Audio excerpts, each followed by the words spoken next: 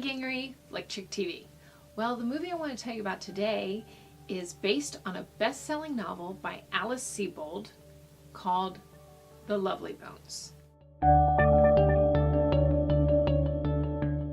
Now, I did not read this book because the subject matter scared me away. It's about a 14-year-old girl in the 70s who is murdered.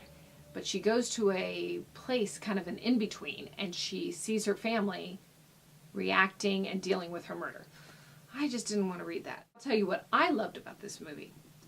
The acting. The acting is awesome. Here's what you have.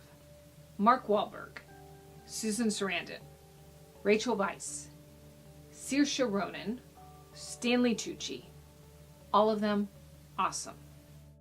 Saoirse Ronan plays Susie Salmon, the lead character, the murdered girl. Pretty much, she is in almost every scene, and this gal is the reason to see this movie.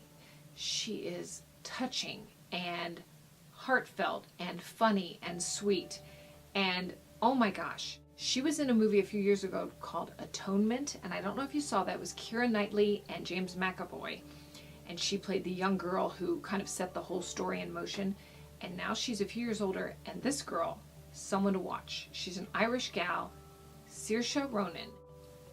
Also, Stanley Tucci, whom I love, and he is a great character actor who I know you've seen before in many movies and many television shows.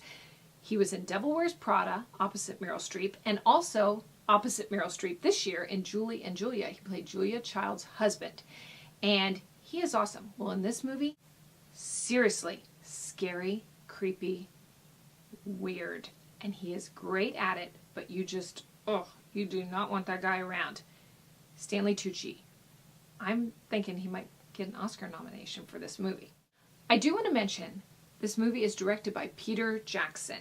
Now, you probably know his name because he is behind the Lord of the Rings trilogy. This is obviously a complete departure from that type of movie, and he does have this fanciful element of the movie where Susie is in kind of this in-between world and then the realistic world that he goes back to. So he kind of goes back and forth between these two different elements of the movie.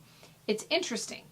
Like I said, I didn't love this movie. I think probably the subject matter kind of keeps me a little bit at arm's length because it's hard to love a movie like this, but the acting is so great. I will be very interested to see and hear what fans of the book think of this movie. If you do see it, and if you read the book, I would be very interested in your comments about what you think of the movie version. So, you know what to do. Tweet me, at FlickChickTV, or comment here, comment wherever you want to comment. I'm listening. I'm Kelly Gingery. This is Flick Chick TV. I'll be in the theater, so stay tuned.